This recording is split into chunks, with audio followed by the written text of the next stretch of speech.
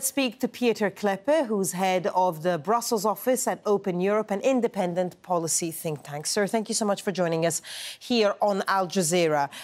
Does it surprise you that Emmanuel Macron's letter has had perhaps a subdued reaction from people that you would think would be his obvious allies, but then you have Viktor Orban, in a way at least, welcoming the idea of an open dialogue and clear change?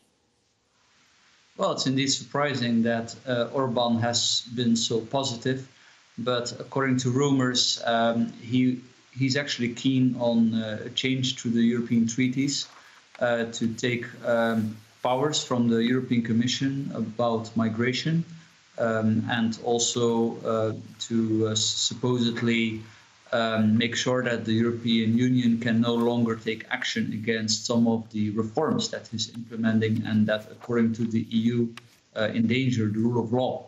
So that is indeed quite surprising.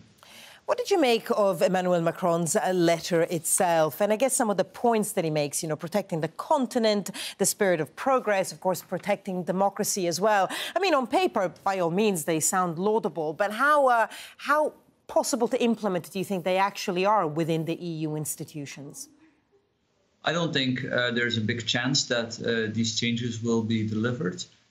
Fundamentally, it's a good thing that Macron has a vision. I think more European leaders should wonder why the UK has left. But of course, what Macron wants is very much more of the same, more top-down control. And this is precisely why the British left, and also why you see more and more anti-establishment sentiment popping up around Europe. Now, I think fundamentally Europeans, and even many people who vote for these anti-establishment parties, are not against the core business of the European Union, which is about opening up barriers to trade. They are always very skeptic whenever the EU tries to touch their money or very sensitive policy areas like migration. And I think they're right. The EU is a supranational organization. It's already very hard for national politicians to make choices on money, on spending, or on budget cuts and on migration policies. So supranational bureaucracies really have even less legitimacy to wade into that area.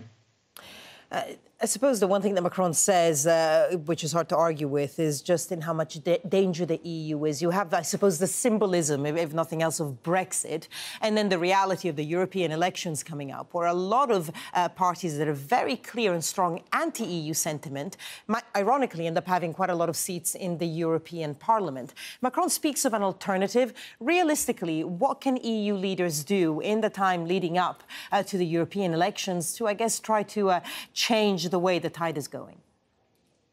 Well, I think a different mindset is really needed. What Macron, but also Angela Merkel are proposing are the old ideas, ever more concentration of power and money at the Brussels level, thinking that this is the solution to everything, while it is actually something that has been angering people and has been creating a lot of anti-EU sentiment. Typically, the people who are most in favor of Europe turn out to be the people most dangerous to the European project, because these people typically always want more money and more power for Brussels. I think it's time for a rethink. The European Union is always very popular when it opens up barriers to trade, when it makes sure that it becomes easier, for example, to buy a car in another country. This is a little bit boring, it's bureaucratic, but it's a bureaucracy. And this is these are the strong points of the EU. And the EU is always unpopular whenever it's trying to organize transfers, big transfers, or when it's waiting in very sensitive policy areas like migration policy, how many migrants a country should welcome, how much money a government should be spending. So the EU should stay far away from the latter policy areas. And just very briefly, if you can, as a final point, do you think that the EU Parliament, but really the EU, will be unrecognisable after these elections in May? I don't really think so. If you look at the projections, then you see that the combined Eurosceptic forces, for lack of a better word, meaning the soft and the hard Eurosceptics, are about to gain 150 to maximum 200 seats. There are around 600 seats, so a comfortable majority of MEPs will definitely not be Eurosceptic, let alone anti-EU. So I don't think much will change as a result of the European Parliament elections, at least not in terms of the fact that the Parliament would have the power to influence, or the Eurosceptics would have the power through the Parliament to influence the new Commission President.